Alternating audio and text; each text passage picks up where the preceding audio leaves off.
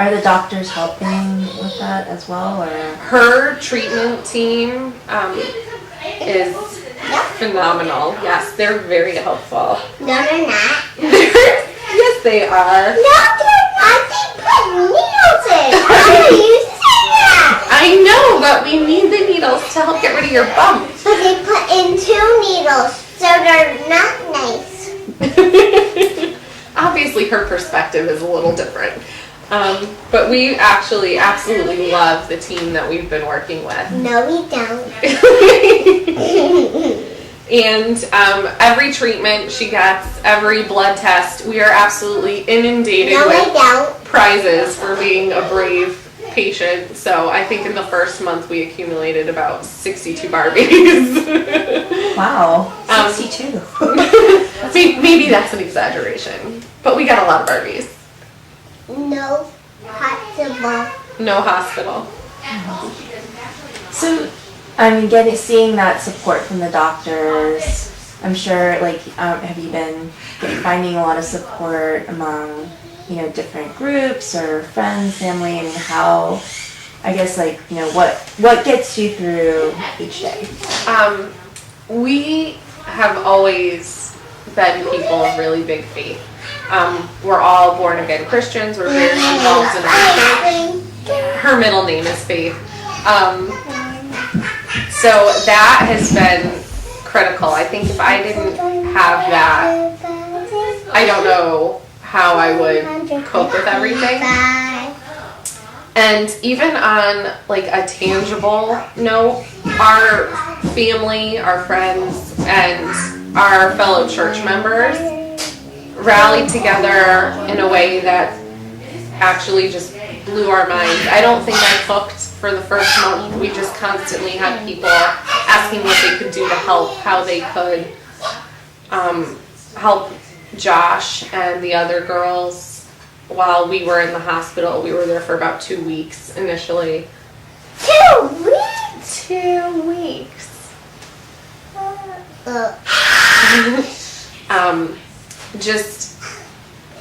It was really amazing. People It was not amazing. seemed to come out of the woodwork to help. I had people connect with me on Facebook that I haven't really seen in 20 years since I was a kid, and just we've had support from so many places, even strangers, people that we've never met who just heard her story. There was one woman who sent us a card, and we had no idea who it was. She had just heard about Anneliese from someone that we knew mutually. So that was really neat. Yeah. And there's a benefit concert that's coming up, right? So we're hoping to get lots and lots of faces out for that. Anneliese is excited. We were talking about it this morning. Talking about what? Your concert. Concert? Yeah. Oh, yeah. Her first question was, is there going to be food? Yeah. Yes, there is going to be food. And you can... What kind of food? It's going to be a buffet, so there's going to be lots of different kinds of food. Like what? The kind you eat? I don't know. Like pizza? We'll see. That's a special request to have pizza. Ooh, Yeah. corn on the cob? Corn on the Corn on the cob. So those are her 2 favorite foods, pizza and corn on the cob. Are you surprised about how many people are rallying behind you guys, and also just Anneliese being kind of on the forefront and just really touching, like you said, people and strangers? Yeah, is she aware of that at all, or? I don't think she fully understands. She knows we got a card from someone in Germany that we've never met who just follows her story through my blog, and there was a funny book showing the pig's butt. Yes, they sent us a funny book in German, which was very cool. And we're really blown away by how many people care, honestly. I think one of the things I told my husband was, at least for me, when she was diagnosed, I sort of immediately go into mama bear mode, I call it, where I just want to protect her, and I sort of braced myself for people to stare and, you know, maybe make comments, and so I kind of prepped myself, like, this is what I'm going to say and this is how I'm going to handle it. And we didn't encounter that at all. The only thing we would ever see are, you know, just being out at the grocery store and people would just look at her and give her a smile and a nod and be like, boy, you're one brave kid, and little comments like that. And so what we've encountered was actually the opposite. Instead of me having to worry about protecting her from the world, I think we've really realized how much good there is. And that's been an amazing experience. Yeah. And it seems like that's helping you and your Yes. husband. It definitely, Yeah.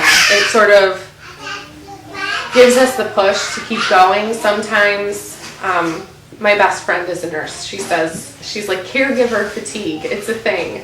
And I think for any parent of a child with cancer, they could relate. Sometimes it's just exhausting in every way you can possibly imagine, physically, emotionally, mentally.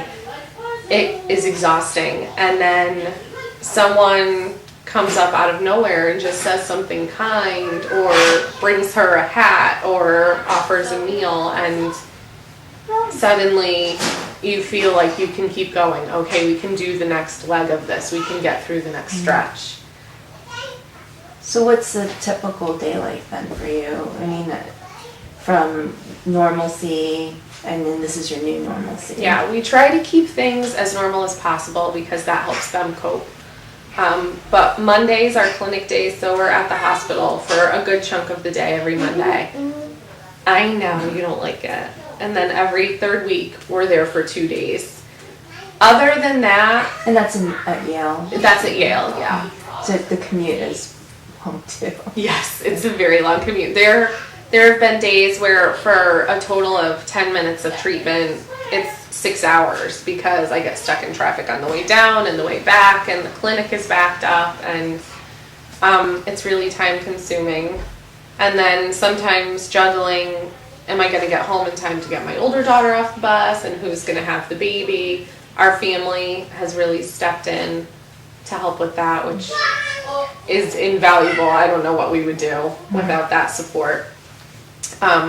But once we're home from the hospital, we try to keep things as normal and possible. So there's lots of outside play. Aww. Yes, we do.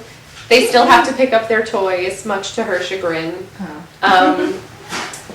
And the only thing we have to watch out for really is after her admission, which is every 3 weeks, for 10 days, her white blood cell count drops, which makes her very susceptible to infection. So we sort of have to go into germaphobe mode where there's lots of hand sanitizer, and we can't really take her out. We don't go to church if her counts are low, and we try to limit playing with other kids just because they always have a runny nose or something.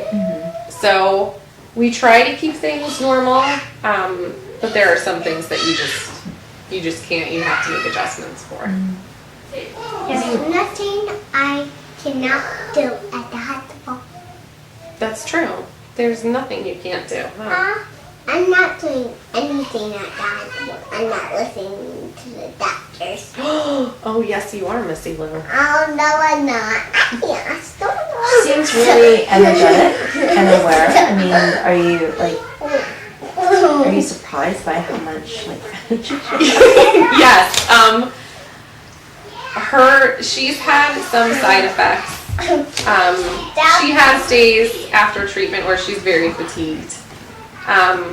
And after radiation finished, she started an additional drug, which has affected her a little bit more. Hold on, please. She has a little bit more nausea from that, which is hard, but her doctors are amazing at controlling the side effects of chemotherapy. My doctors are totally not amazing. Yes, they are. No, they're not.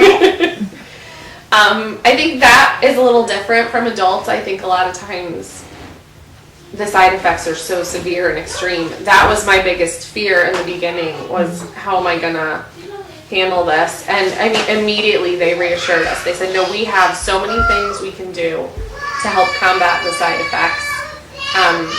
So they really try to stay on top of that as much as possible. There are certain things they can't control. Obviously, you know, they're going to lose their hair no matter what, and the fatigue just happens as their body tries to fight it.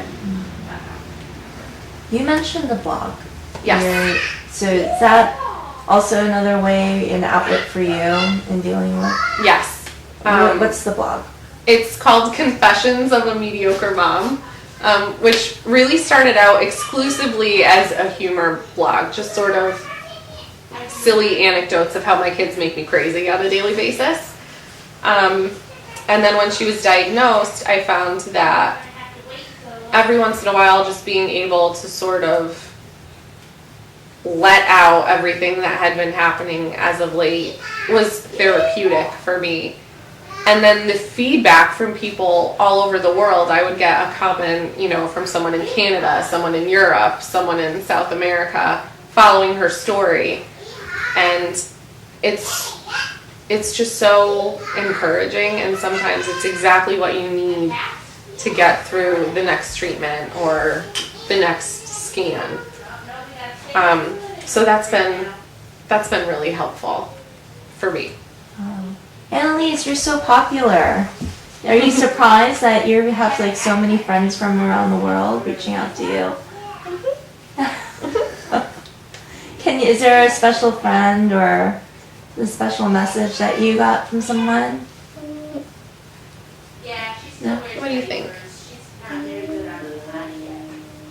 We've gotten lots and lots of cards. Gift cards.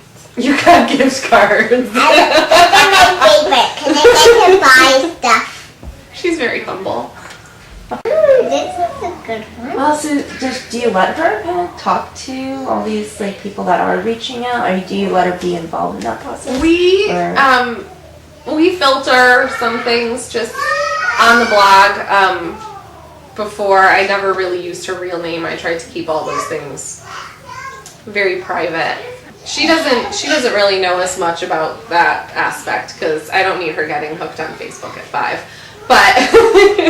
But we do let her know when someone sends a special message or anything like that.